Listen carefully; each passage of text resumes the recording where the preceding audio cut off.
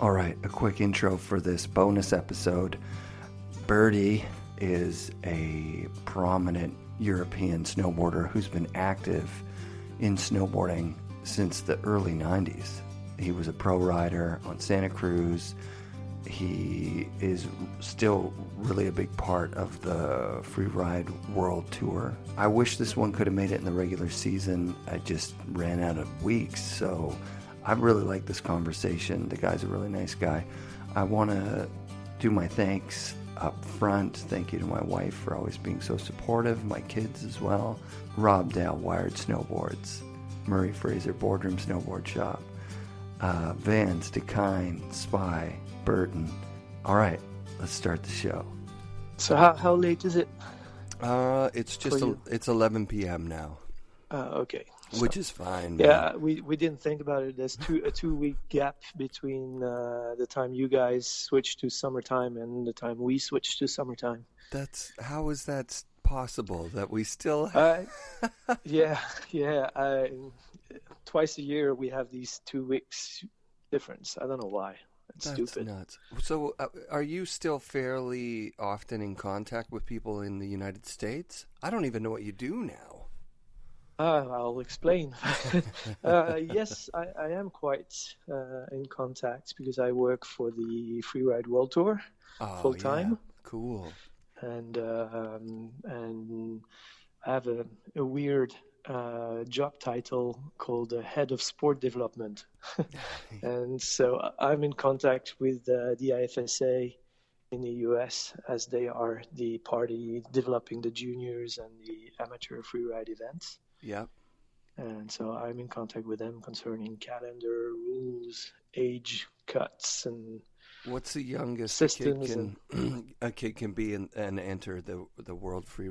What is it? It's the World Free... The Freeride World Tour. Freeride World Tour. And it's... Yeah.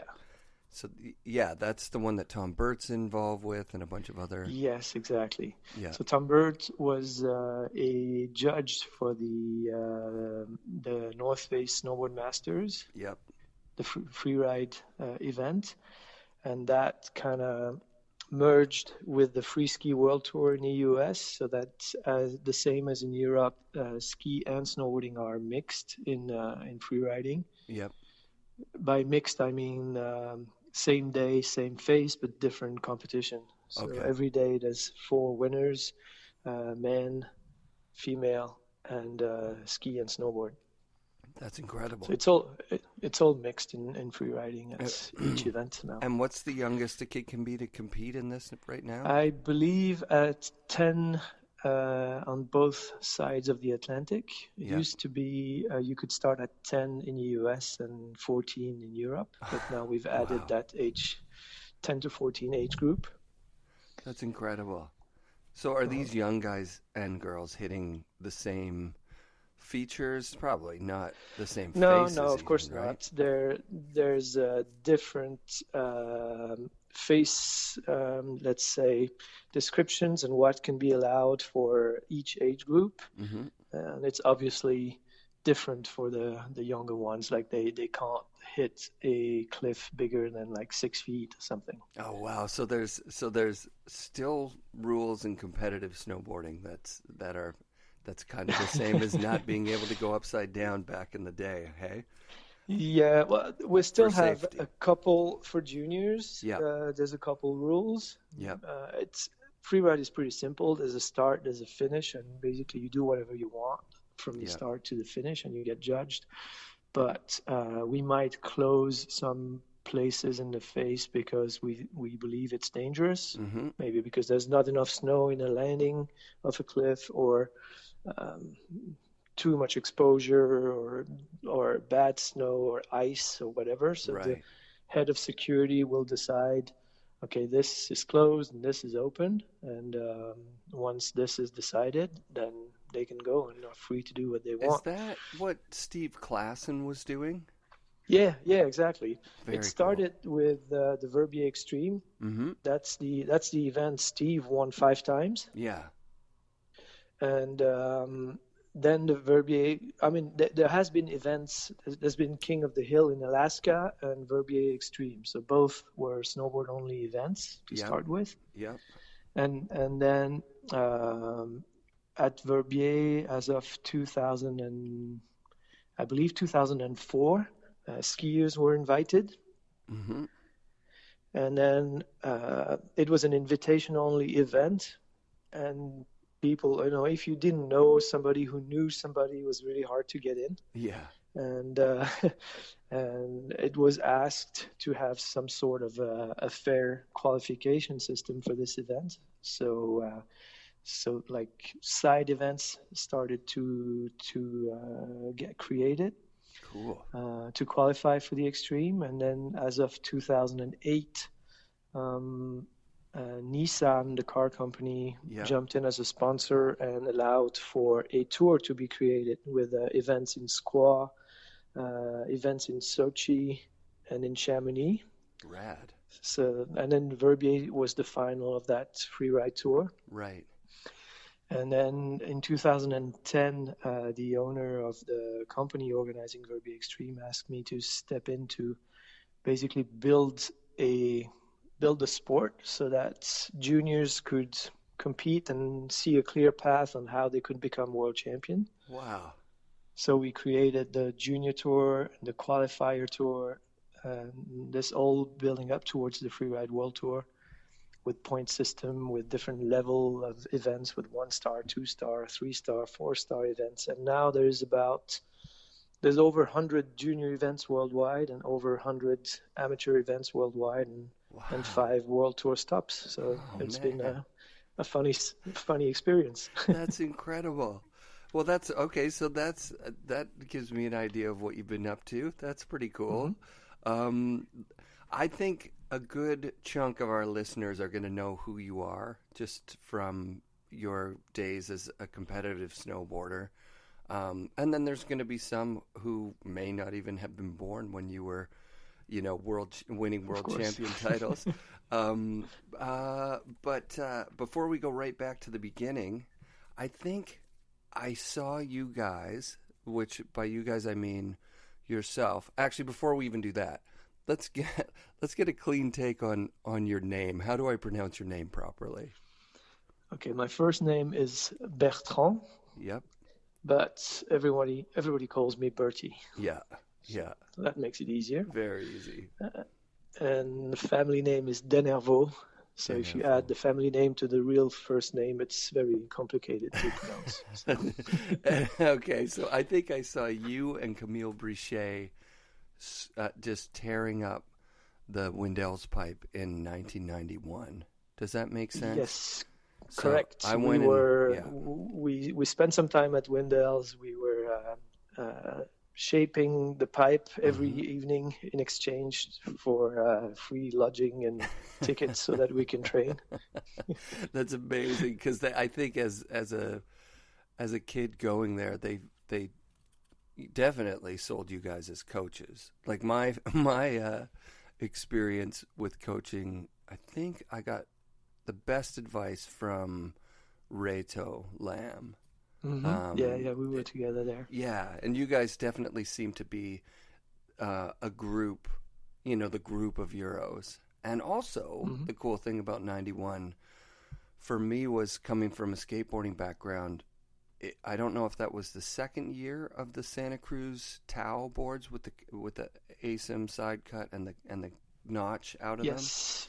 But the second year, it started in maybe in 89 or 90. Wow. Yeah, those boards were awesome, but they were also really hard to ride because they were quite stiff. So you guys knew how to do it, and you were standouts that year. And that was basically the year that European halfpipe riding, invaded North America. Really, right? Like with you guys coming to Hood, I think. There was a clear domination of U.S. freestylers until, I would say, 92. I ended up in Breckenridge on second place with Brushy winning, and I was second. Craig Kelly. Craig was third, and Palmer was fourth, and that was the first time a Euro was on a podium in Breck. I love it, dude. That's awesome. That would have been just amazing, right? It was unbelievable for me. Yeah. That's so dope. And then you've also beaten Terje, but not just like old, washed up Terje, like the only guy to beat him that year. In 94, yeah, he won every single pipe event except of the Mont Saint-Anne event, which I won. Oh, that's amazing. Yeah, actually, one of our past guests from last week was just talking about that Mont Saint-Anne event. He was at it as a little kid. He was 13. DCP. Okay. Yeah. And he went up to Terje and was like, "Whoa, are you Terje?" And Terje was like, "Nope, I'm his twin brother." And then he went up to Brushy and said, "Can I get your autograph?" And Brushy said, "Go blow some bubbles, kid." Like, no. So you won that one in Mount St. Anne. Yeah. That's amazing. And then you also beat Palmer at boardercross. Like, you're a legend, dude. You're a legend. I can't. You've beaten, the best of the best, which obviously means you're the best of the best. So you had an absolutely incredible career in the early to late 90s, right? You went to the Olympics as well. Yeah, in 98. That year I finished third of the pipe tour, but didn't do too well at the Olympics. Yeah, the Olympics was just anybody's game, right? Oh, the U.S. it was dominated. Right. It was just raining so hard that day. It was just a weird competition. So if we go all the way back to the actual beginning, what was the first board that you would have got onto? Burton Elite 135. Wow.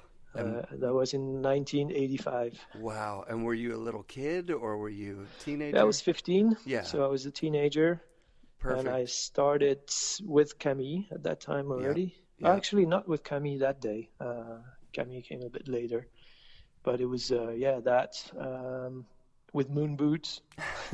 Oh, True moon boots. Yeah. Meaning every time you crash, you have to run in socks after your board, which kept going with the boots and the bindings. Oh my God, I love that. That's amazing. And so was that your board or was that a rental board? That was a rental. Yeah. And then I switched to Hooga Booger. Unbelievable. We should talk about that. The European brands in the late 80s through to the mid 90s. We had Hooga Booger. There was Harry and Paul with Crazy Banana, and then Radical from Mark Farner, who's still shaping. Oh yeah, and was there Funky was one of them? Funky, yeah. Hooga Booger was a big one. There was Smelly Luke, Tuna in Luke there somewhere. was built. It's now sounds like an American brand, and Lamar was on it, but it was shaped by Antoine Massy. In France? In Switzerland. In Switzerland. So what part of Switzerland are you from? Are you from Swiss or French Swiss? I'm from the French Swiss, right at the border of the German and French-speaking parts. Awesome. And what would your home mountain be at that point? Oh, my home mountain is unknown. It's a hill, but let's say that the first resort I was traveling to was Les Diablerets. That's a glacier where there used to be summer camps for many years. Yep. And then Verbier. Yeah. Cool. That's so cool. So between starting in 85 and traveling to Windell's to train in 91, did you compete and then get sponsored? Yeah. It's my fifth day snowboarding was a competition. Wow. And it was, back then there were maybe one or two snowboarders per resort. So competitions were a mean to meet other snowboarders. So we would just travel, and competition was not really the goal. It was more about partying and meeting others. Right. And but I competed right away because there were in my town older snowboarders who had a car and were involved in the competition scene, and they drove me around. Cool. And so right away, pretty much in 88, 89, I was already quite active. In 89, I was competing on the Swiss tour. There were slopestyle, moguls, slalom, halfpipe, and everybody was doing everything, which was pretty cool. Yeah. And so in 89, I won the tour in slopestyle, moguls, and slalom. Wow. And then that's when I finished my studies, well, the basic studies. Yep. And then I turned pro for the winter 89-90. What board company were you riding for at that point? That's another European snowboard. I mean, maybe not European. I was riding Glacier snowboards. Whoa. No way. That's crazy. From Idaho. Is that right? Yeah. Could be, yeah. Yeah, and they were made in Mervyn. They were made at Mervyn Manufacturing for a So that was super early, and then I switched to Look snowboards How in 89. would you even and get then glacier boards? How do you get hot? There was a rep in Switzerland in Geneva, and so that's how it happened. The guy's name over here that ran Glacier was Hal Burton, and he was all right. He was like I think he just got some boards made for like the Cub Scouts or something, for like a scout troop out here. But he had Keith Wallace was on there. And I can't believe you got to ride for those guys. That's incredible, dude. That was really super early. That was like 87, 88 or something. Very cool. And then in 89, I was on Look. And then when Santa Cruz got started, then I had a chance to go to Santa Cruz with Camille. Yeah. And maybe you can give me some of the background of how did Santa Cruz, which was a full-on California skateboard company, it was come to be the story. Yeah, the story was that Titus, the German skateboard, let's say he was a big name in skateboard distribution in Germany. Yeah. It was Monster, so him and a Swiss entrepreneur reached out to Santa Cruz Skateboard and said, we would like the license to produce Santa Cruz snowboards. And that's how they talked to Rich Novak and made a deal, and that's how it started. Amazing. So it was built in Switzerland at first. Yep. And it was based, the home of the snowboard part of the company was in Switzerland. Very cool. Did you guys have your hand in helping them design those boards? Who? Yeah. Mm-hmm. Oh, nice. Really? Because those boards, I had a Delta. I wanted to get the Tau, but they were sold out. And the Delta went on sale, so I was like, okay, I'm getting that. They rode really smoothly. They were really nice boards. They were good quality boards, and the design they were ahead of their time, you know? Like they were an advanced board in whatever year that was, 92, I think I got one. Yeah. So 92 was the year where they had these old race car designs with the round numbers. With the size of the board. I think I was 91 then, because mine was like the blue lines. Yeah. Then it was 91. Yeah. And purple, I think, was on mine too. Yeah. Although maybe it's hard for us to know because we usually ride the boards the next year in advance. Yeah.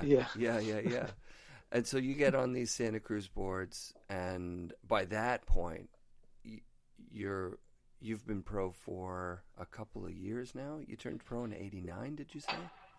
Yeah, the first year I followed the tour completely was in 91. Okay.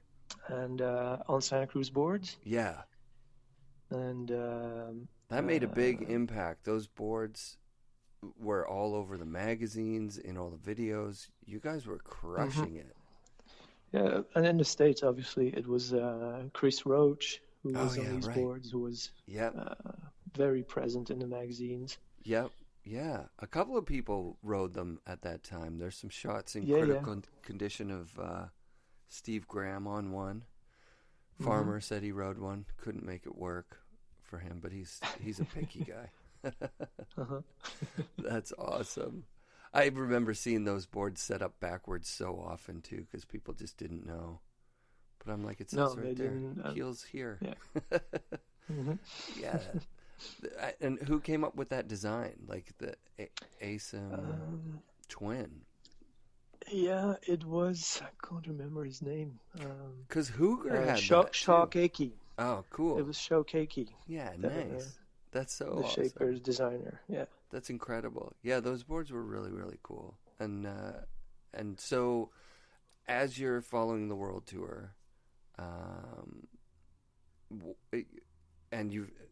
do you do, because the tours were quite separate, right? Like, in order to have a shot at being world champion, American riders had to go to Europe and do the European tour, and European and to Japan, and to Japan too, right?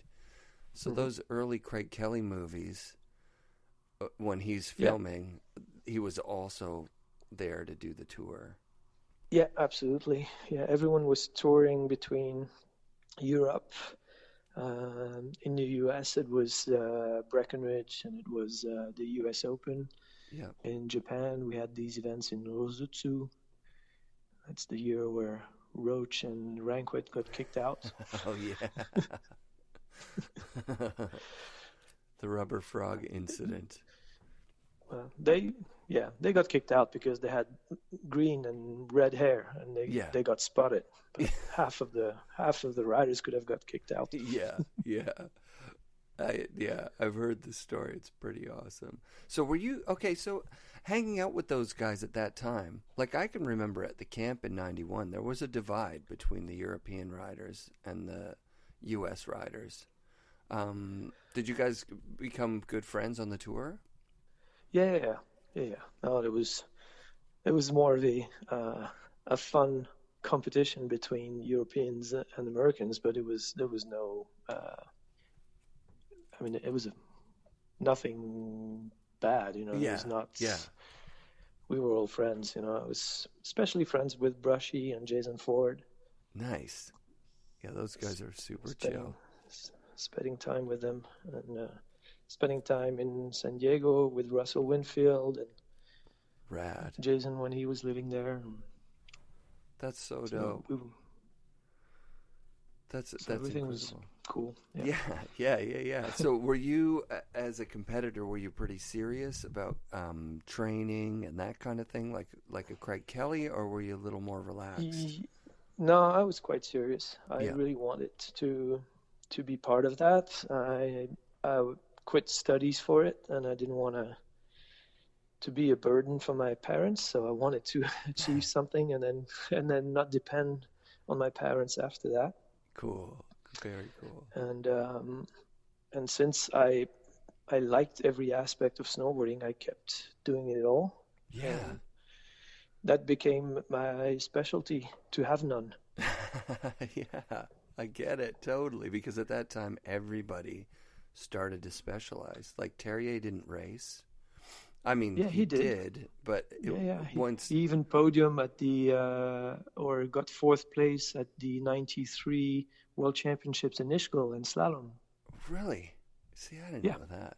I knew that he competed early on, but he was one of the guys that broke away and became, a very strong pipe rider.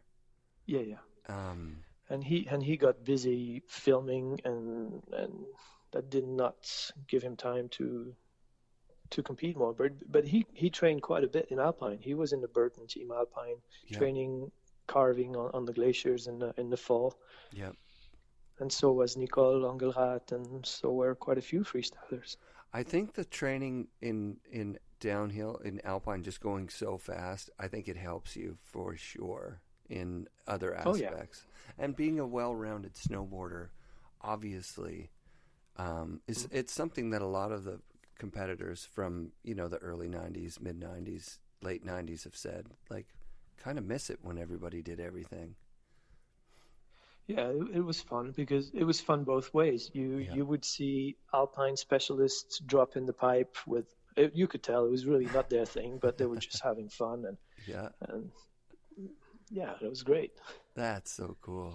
It was great to see the JZJ Anderson having a go at pipe, and then see Palmer in the Super G, and then yeah, and JCJ did really well too, actually, in pipe. Yeah, he did okay in pipe. He was one of the challengers of the overall title with Jacoby and Kevin Delaney. Brad, and what an era! These guys were capable of doing both. They were not just dropping in because they were trying to score a couple points. They were actually being able to ride. Yeah, man. Yeah, that's super awesome. That's super fun. So I'm gonna guess that leading up to the Olympics, you were still training, like very seriously, because the Olympics was a big deal for a lot of people. You know, Jacoby mentioned it was, it was his dream from the beginning to race in the Olympics, and he did really well in freestyle for a long time too. Yeah, he was a better racer than a freestyler, but he was too tall and too heavy for the size pipes we had back then. Right. but he was good. I mean, he was a strong pipe rider, but he was an amazing Super G rider. Yeah, really aggressive, hey? And he's just the nicest guy too. Unbelievably nice. So, did you train pretty hard for the Olympics? And I quit Alpine for the Olympics. I was then only competing in boardercross and in halfpipe. Right.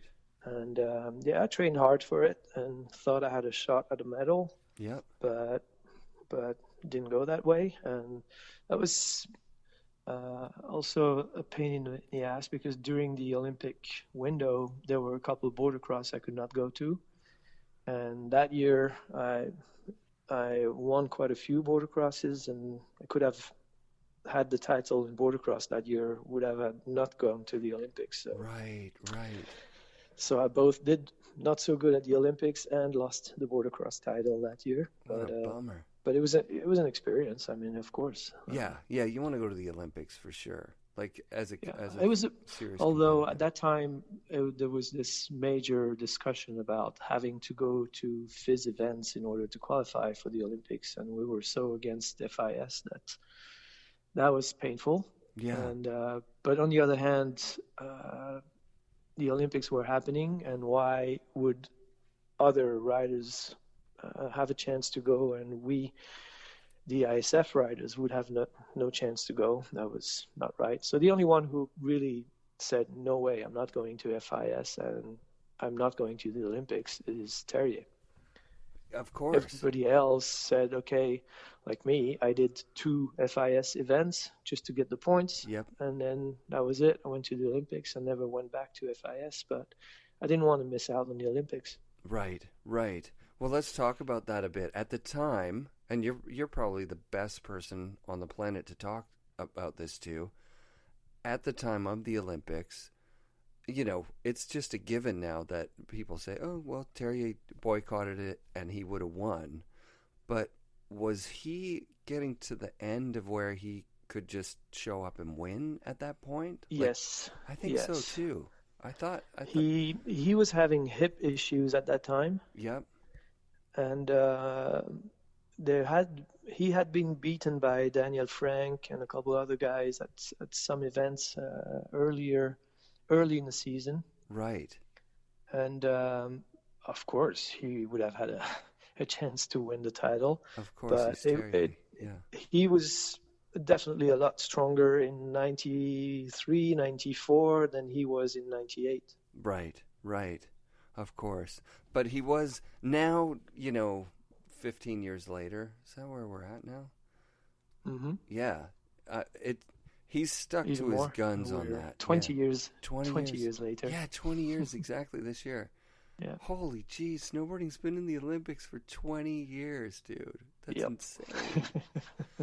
Yeah, 20 years later, he stuck to his guns through the whole thing. I think he came out looking better having not done it.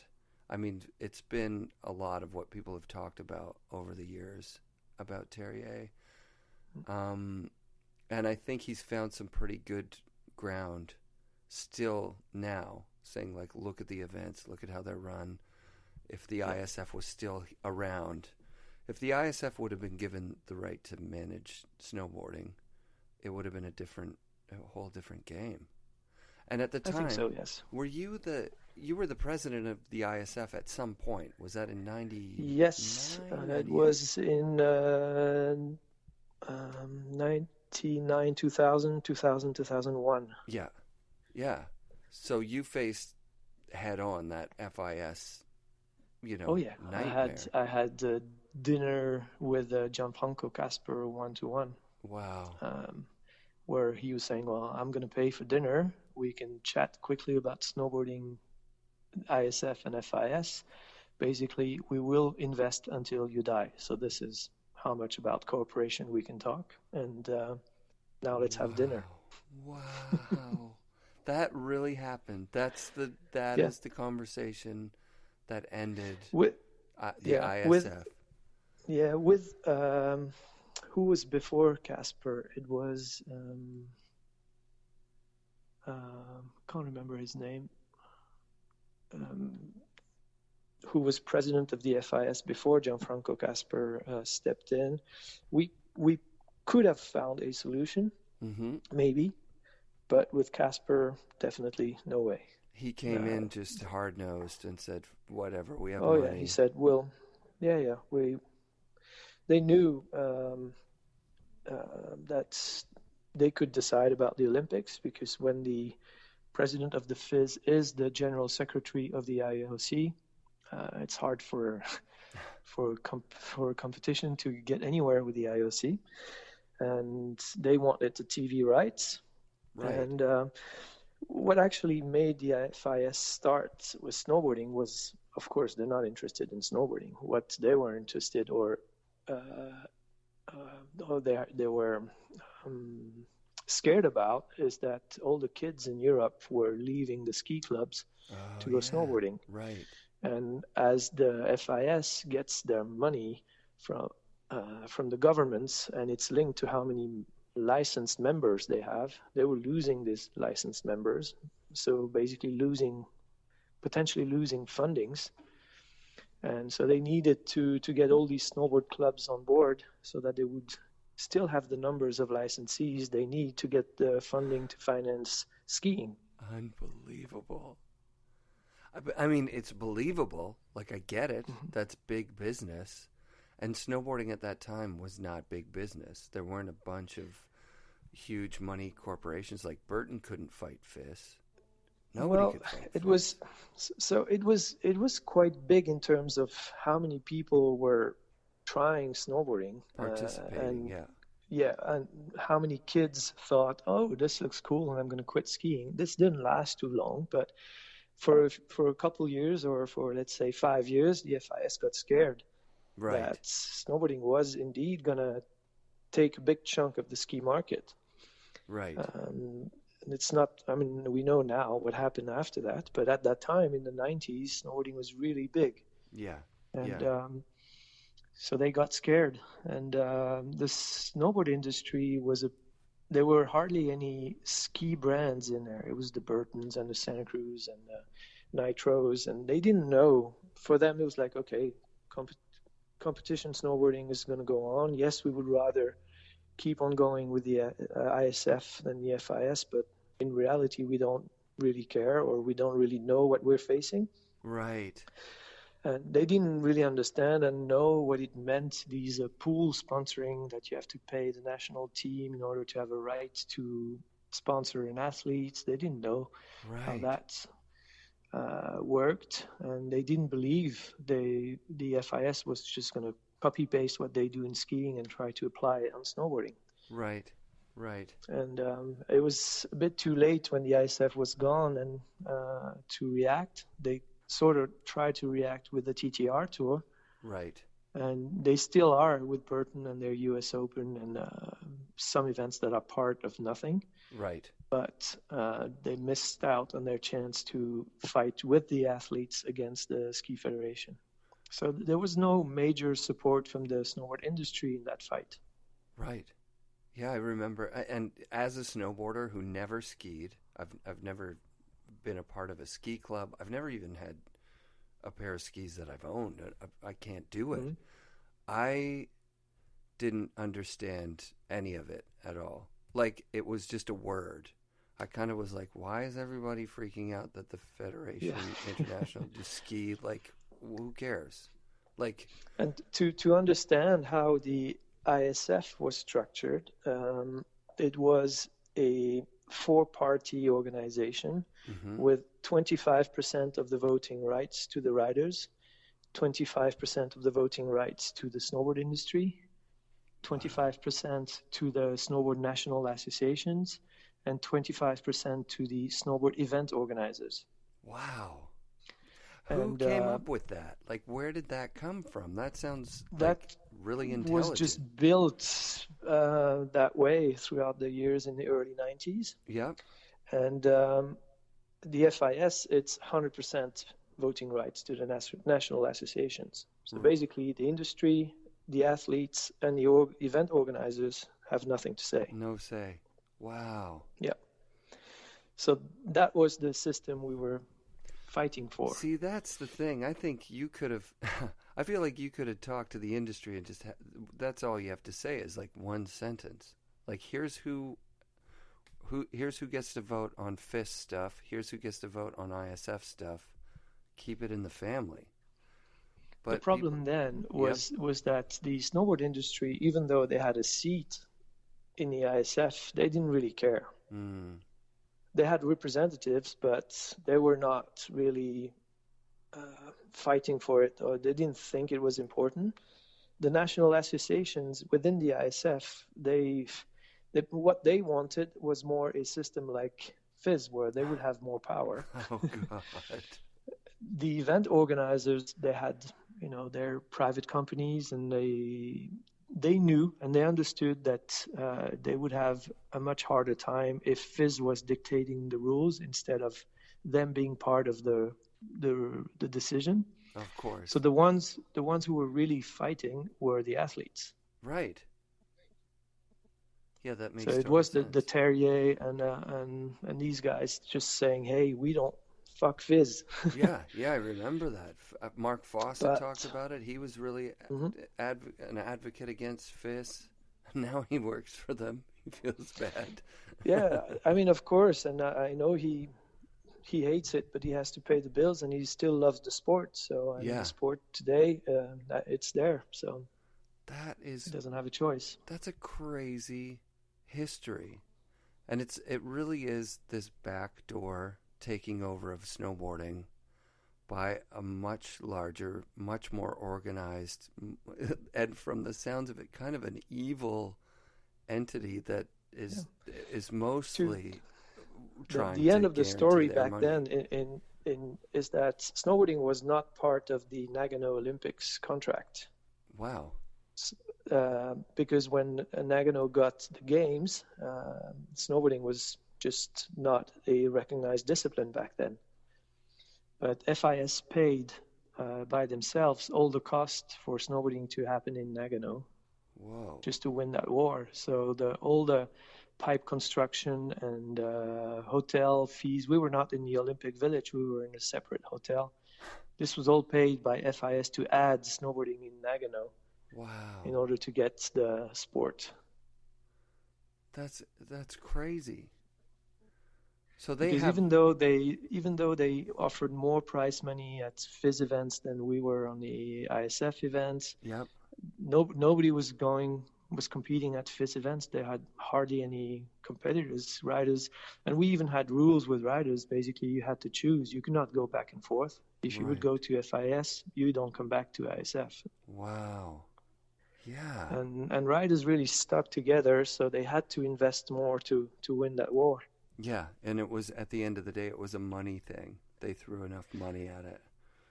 They threw enough money at the Olympics so that snowboarding was accepted, and they were right thinking that athletes could not really say no to the Olympics. Yeah, yeah. And in order to go to Nagano, you had to compete. You could not score points at ISF events. You had to go and score points at FIS events to qualify. Yeah, that's so nutty. Oh my God. What a nightmare. So how did you feel going into that? Like, were you politically charged? Did you want to boycott them? But again, just like you've said it earlier. You said, well, there are people who are going to go, and you don't want those guys to represent snowboarding at the Olympics. If it's just that was exactly it. Yeah, mm-hmm. Yeah. And yes, I'm a snowboarder, but I also love sports, and I love watching the Olympics, and I thought it would have been a shame to miss out on this. Yeah, yeah. Well, now... And the plan was from day one just to do these 2 FIS events, get the points, go to the Olympics, and then go back to the ISF and never go back to FIS. Right. And help ISF win the right to represent snowboarding at the next Olympics or to govern itself. Yeah, right. And that's actually what everybody did. No one went back to FIS after Nagano. Right. What killed snowboarding within the ISF was the internet bubble crash. Okay. Because sponsors had to get out of any deals because they were just firing 50. Like, we had Motorola back then as one of our main sponsors. Yep. And in the early 2000s, so 2001, they were firing like 50,000 people in the US, and they were trying to get out of any sponsoring deal they could. Whoa. And they could get out of the snowboard deal. And basically the whole thing collapsed because lack of money on the snowboard tour. Wow. And that's the year that all the competitive snowboarders on Burton got cut, right? Like they cut all their whole competitive team. Yeah, I think it was like 2001, 2002. Exactly. Yeah. That is so crazy. That's nuts. And so Nokia stayed with FIS. Yeah. And ISF lost Motorola, and that was pretty much it. God. What a bummer. So imagining a world where ISF won out, how would the events be different? Do you think that snowboarding would be better represented at the Olympic level? I mean, I think yes. I think we would have not avoided the fact that the ski industry reacted in terms of material with their carving skis and twin tip skis, and the fact that quite a few people just went back to skiing. So this would have happened regardless. Yeah. But I believe that we would have had events where the organizers and the athletes had more of a say, and which were really organized for the sport. Right now, it feels that on the FIS tour, it's just there because there's an Olympic event every 4 years, but it doesn't feel like they really want to push it. Right. Yeah, so they're organizing it, and I don't think there's that many resorts except for the Lacs. But even Lacs, I believe, joined the FIS tour just lately. Before that, they were standalone. They're one of the boss of Lacs was one of the ISF presidents. Whoa, so, cool. So Reto Lamm. When you watch competitive snowboarding now, having been a World Cup champion snowboarder in so many disciplines too, are you just blown away by the level of competition? Oh yeah. It's incredible to watch. I mean, in halfpipe, it's just amazing. Yeah. It's amazing, and it's a normal sport evolution. On the other hand, the downside of it is that no one can really relay on it, or who can actually watch this and think, oh, I'm going to do that. That looks fun. Right. Like, what was let's go back to 92. Do you remember what your run would have been like when you beat Craig Kelly and you placed right behind Brushy? Oh, yeah. I think my biggest spin was a frontside 5. Right. That's so rad. So it was more about who had no issues and who could go the biggest, because the pipes were so crappy. Yeah. And we were starting to see the first Switch 7s in 92. Yeah. By a guy named Tucker. I can't remember his. Tucker Franson? Yeah. Yeah, dope. Yeah. Yeah, he is a great rider. Very low key, quiet guy. Yeah. But it was more about tweaks and stuff. So the bindings and boots were so loose to be able to do these tuck knees and stuff. So it was hard to stay on your feet. Yeah. Unbelievable. That's incredible. How long did you compete in halfpipe for? Like what year did you go to? Until the Olympics, so until the winter of 98. Yeah, and then I decided to specialize on boardercross. Yeah. Yeah. And boardercross is a little less risk in your neck and a little more calculated speed and no. I mean, boardercross is fine as long as you're always ahead. Yeah. If you have to fight in the pack, you're gonna get hurt. I did a couple of boardercross events, and it was like, if you get ahead, you just feel like you can't be touched. But when you're in that pack, somebody might grab your jacket and actually like throw you on the ground. Yeah, or you might just touch somebody's board and just before the takeoff of a major booter, and then you fly just completely out of control. So yeah, well, we had a couple of Swatch events come through BC that first couple of years, and it was a pretty fun competition, and it really felt like, you know, there were only a few guys that were going to podium all the time, and then there were a lot of wild card spots. You could get a couple of good heats and make it into the top 10, really. But it was less organized. Yeah, true. I mean, now the level of competition goes much deeper. Of course, boardercross, of course. But in the early years, I remember, I think a season of 98 or 97. Yeah. I think pretty much every boardercross with either me or Palmer winning. Yeah. And then Drew Nielsen came in. Really well. Yeah. Yeah. So there was him. There was Jason Brown, who did well.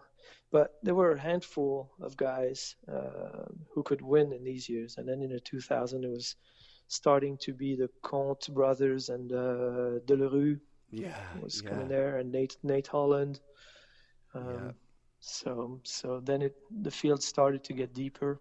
And as this is happening in the background, boardercross contests are popping up, like what you were talking about with the free ride stuff, right? Like, so kids are starting to train boardercross, and they're starting to get better techniques. By the time they're at a pro event, they've had a few years of competing on maybe a provincial level, you know, for us, or like a local level. Yeah, I mean, obviously the first years of boardercross was a mix of riders with alpine background and riders with freestyle background. Remember that?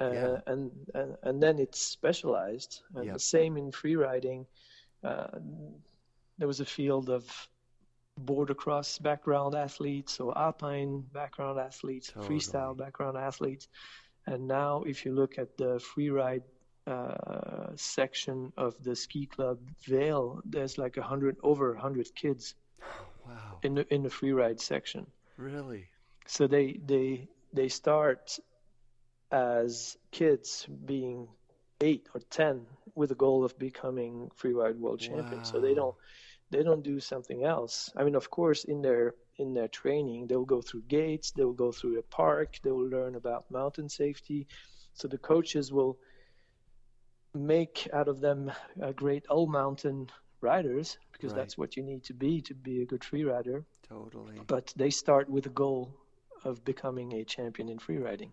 See, when I was a kid, and you were a kid at the same time, so like by 88, when I'm getting my first board and I'm thinking about snowboarding, I've skateboarded for a few years, and there really was almost no structure to it for us. Like the structureless part, you know, like it was, if you saw your friend on a Wednesday and he was training gates in his ski gear, and we were snowboarding, we were like maybe drinking a beer or smoking a joint or something. You know, we were just out. Nobody was training. You go to World Cup events and Palmer would have his shirt off and he'd be drinking. Like it wasn't as serious as it is now. I wonder if this seriousness of snowboarding was inevitable, or is it a byproduct maybe of the FIS thing? I think it's probably inevitable. I think so too. Just as the sport evolves, right? Every sport goes I think the spirit kind of is still there, but you can't go as stupid as you could. I don't see that spirit hardly ever, really. Like an Arthur Luongo side hits movie, or Scott Stevens in the park there, and Forrest Bailey. There's a bunch of guys who are really extremely good at these specialized stuff, these specialized things that don't really have competition behind them. But I think you still see the spirit in these urban movies, or people start to be still try to stay artistic and creative in how they film or the story around it, and or trying to do something new. Right. But the other aspect of competition, being boardercross or halfpipe, have turned into gymnastics, especially halfpipe.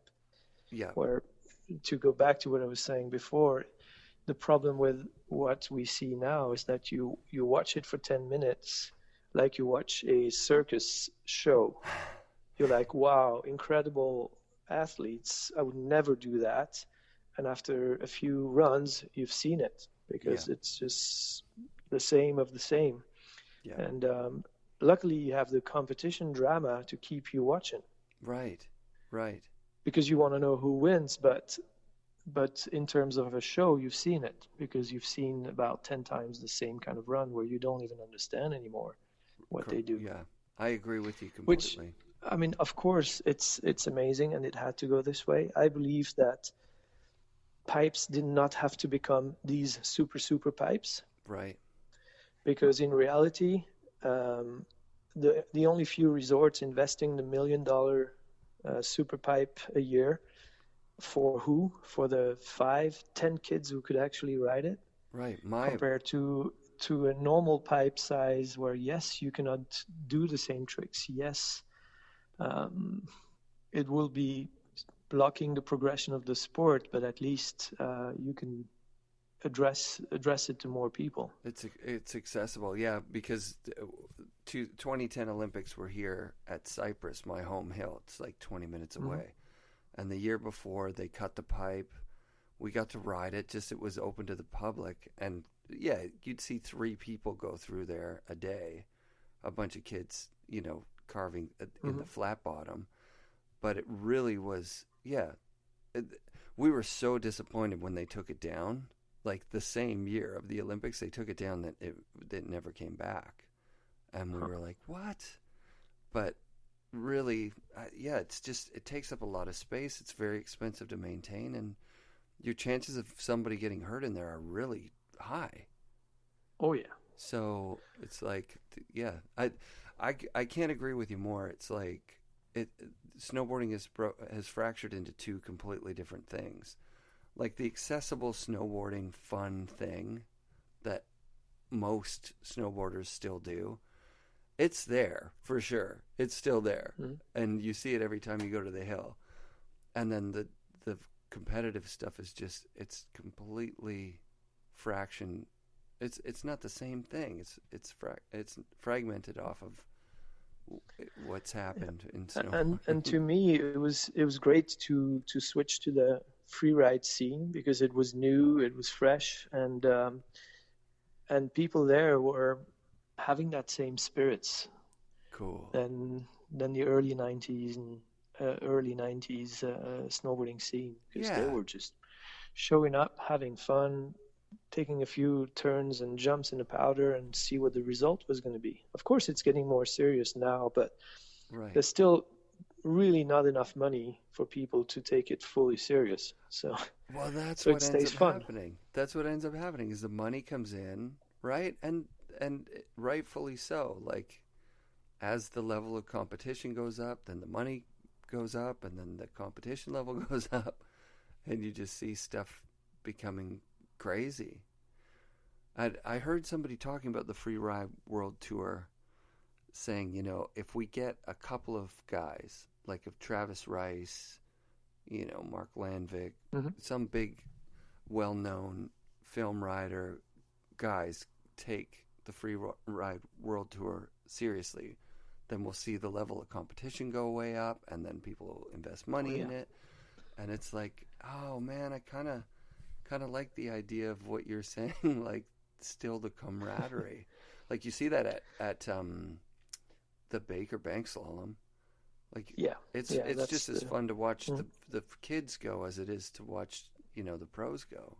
It's a great format, and it's fun, and it's a big bro down is what it is. You see a lot of cool you know, friends are up there, which is dope.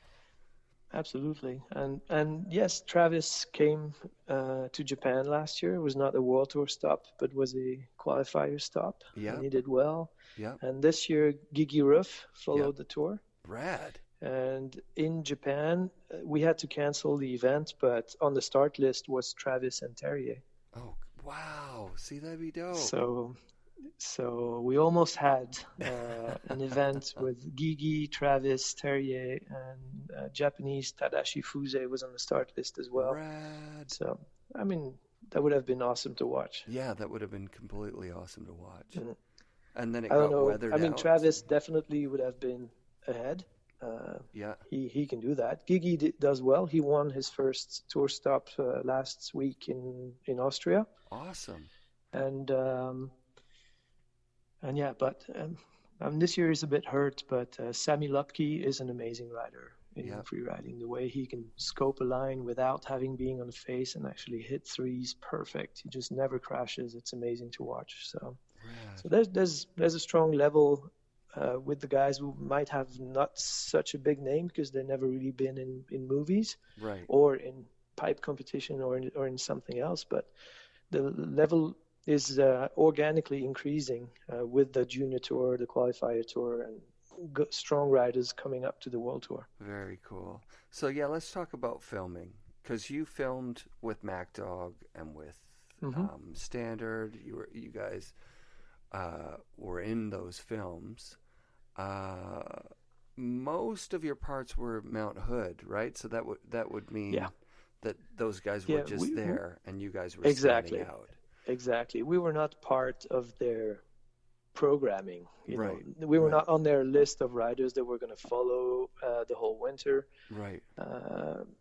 They were just there filming other riders, and we were riding the pipe, and we got to know them, and they just thought, we might as well film these guys. They do okay. They do okay. You guys were killing it that year. I can remember being there and being like, holy jeez, these guys are standouts. People were talking about you, you know what I mean? Like, because you had really powerful style. You're riding these Santa Cruz boards, which were awesome. And, and you guys were going huge and just weren't crashing.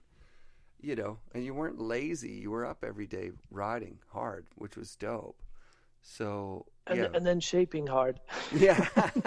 Working. We were fit at the end of the summer, just hiking the pipe the whole day because we were not taking lifts. Right. And shaping for 2 or 3 hours after all the campers went down. Oh, amazing. And and then going down to Windell's and ride the ramp or the trampoline. We were young and fit. And they had all those Checker Pig mountain bikes there that year, and so there was mountain biking everywhere. That was a really fun summer. That would really open my eyes to, you know, the lifestyle of snowboarding, because you get a bunch of people from all over the world. Mountain Hood's still like that today, you know. You go up there, there's people from all over the world, and the best in the world are up there, you know, riding with just the people who are hyped. So that's pretty awesome. But you guys didn't crew up with filming. You stayed competitive and stayed in the competitions. Mm-hmm. Yeah, that was it. And we spent some time filming at the end of the competition season. Yeah. Like in April, May. So back then my sponsor was Quicksilver, so they would send me around on trips. Cool. But it was not the big film production. It was more Quicksilver Productions. Yeah. And so yeah, I didn't have much time, I must say, as well, because I was competing the whole winter and then training on the glaciers in June, July, August, and then switching to alpine training September, October, November, and then it was back to competition season. I once counted by competing in slalom, Super G, halfpipe, and boardercross. I had one winter with 53 days with a bib on my back. Oh my God. DCP was talking about, his busiest competition year. He said, I went to 8 World Cup events. I would go up with a board bag with the alpine gear and the freestyle gear and compete in the alpine qualification in the morning, then change gear on the slope and do the halfpipe training in the afternoon, and then that was it. Just incredible, dude. You're a machine. Every day. Well, no wonder you were so good at snowboarding and competing. Like, geez, that's pretty awesome. It didn't feel like hard work. I just loved it. Right. So do you still snowboard a lot now? Yeah, I still do, because I work for the FNRad World Tour. In the summer, I work with all these organizers to explain them the rules, and I update the point system, and I do quite a lot of stuff. But in the winter on World Tour events, I work as a competition commissioner, meaning I go before with the guides, go to the start, decide where we're going to put the start, what do we close, what do we keep open, is this face okay, or should we need a plan B, plan C, where do we put the judges, where do we put the finish. So this is my work. Wow. Before the athletes arrive, and then when they arrive, I organize the riders meeting and the face check with them, and then I sit in a judging tent. So during these days, I'm on the mountain with the guides, mostly hiking up and checking stuff, not really riding a lot, but it's still fun. Rad. And then when you're not doing this, are you out free riding? Do you know what the conditions are? Yeah. If I have time. I mean, obviously I have a job, so I work in the snowboard, I mean, in the ski world or in the winter world, meaning I'm busy in the winter, so I don't have so much time. So I spend more time surfing. I now have a couple villas in Bali, and I go there surfing. Oh, rad. Oh, man, that's a dream. Bali, yeah, that's crazy awesome.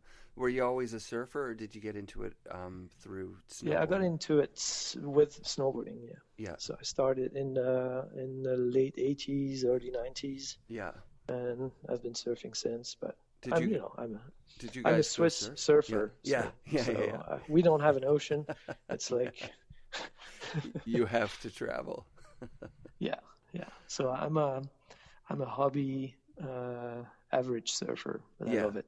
Yeah, it's that surfing is impossible. I figured that out, trying it, 20 or 30 times and going, it looks like it's going to take me forever to pick this up, and I'll forget it in a week. So if I stop, it's one of the most challenging things to do.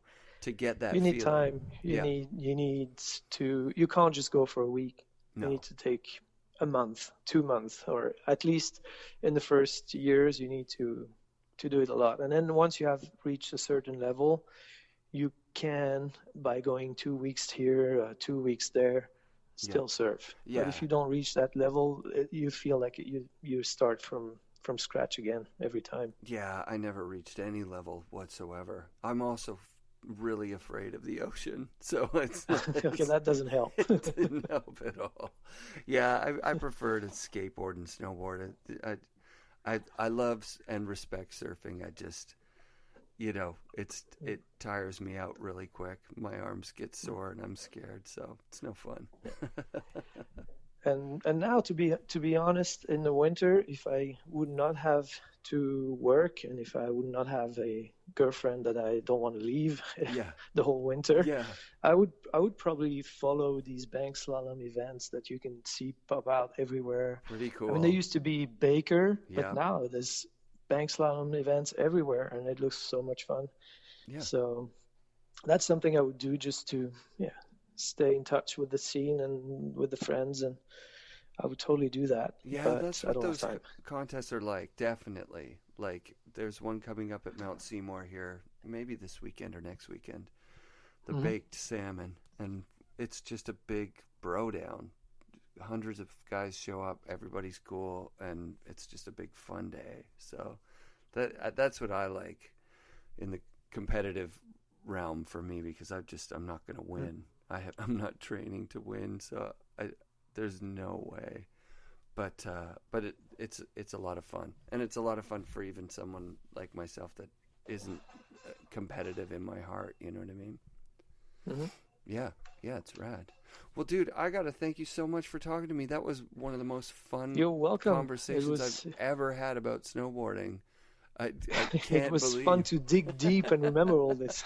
That's dope, man. Like I said, from '91, watching you guys killing it till you agreed to do the thing. I was so excited. Like, yeah, these guys. I knew that there was going to be some really exciting stuff to talk about. That, you know, a lot of the American guys just don't have any knowledge of any of that stuff. None, because nobody was really paying attention. That's why Fizz has the freaking. Yeah. That's why Fizz has the handle on snowboarding. Because over here, everybody was just going, whatever, dude. It's just snowboarding. Yep. Awesome, dude. Yeah, and in the States, really back then, USASA was not so unhappy to see Fizz take over, and they thought they could get a spot within FIS, which they did. Yeah. So they've made out fine, I guess. Yeah. Well, it's kind of a bummer of a story, but at the same time, I really have a hard time imagining that the money wouldn't have come in. You know what I mean? The money's going to come in, and you, as better than me, even can remember a time where there just wasn't money in snowboarding, like that TDK World Tour or TDK. That was really one of the first big events ever with money. Oh yeah. Like the qualifiers for that wouldn't have you might have won a T-shirt or something for absolutely place, yeah. Which that's crazy. Like that doesn't happen now. No, I don't know exactly where it stands, but I know that there were more snowboarders being able to make a living out of snowboarding in the 90s than today. Right. That makes sense. The snowboard industry, I mean, the competition scene was something different, but the snowboard industry and the clothing industry had more money than they do now. And with less athletes, they could cover the whole sport, like with people like Terje or Palmer or myself, you would invest in one athlete, and that athlete would compete in Alpine and in boardercross and being in the movies and do pipe and right now it's become so specialized, and it's the normal way. You need 5 or 6 or 7 athletes to cover the whole snowboard spectrum as a company, and you have less money. And because the bottom's fallen out of all the money, right? Because everything now is sort of free. Like videos are free and content is free. So of course, the Travis Rice and the Shaun Whites of this world are making a lot more than the best were in the Terje years. Yeah. But it used to go deeper. It used to be that the top 30 could make a living, and now I guess only the top 5 can. Wow. Yeah, I never thought of it that way. That's true, hey? So there were more people making a bit less, but more people were doing fine. Yeah. Oh, man. All right, dude. I'm gonna let you get. But that's to the your way it day. is. So hey, it was nice talking to you, and I wish you a good night. I guess it's getting late for you now, midnight past. Yeah. It's, all right. But that was super great. And if I think of anything else, I'm gonna give you a shout. And if I'm ever in Switzerland, we gotta go for a rip, dude. Absolutely. Yeah. Awesome. Thanks, Cool. Berty. That was great. Hey. All right. Cheers. Bye-bye. Thanks for listening, and keep your eye on your feed for new episodes of the FNRad Snowboarding Podcast, brought to you by Bike Room Productions. Peace.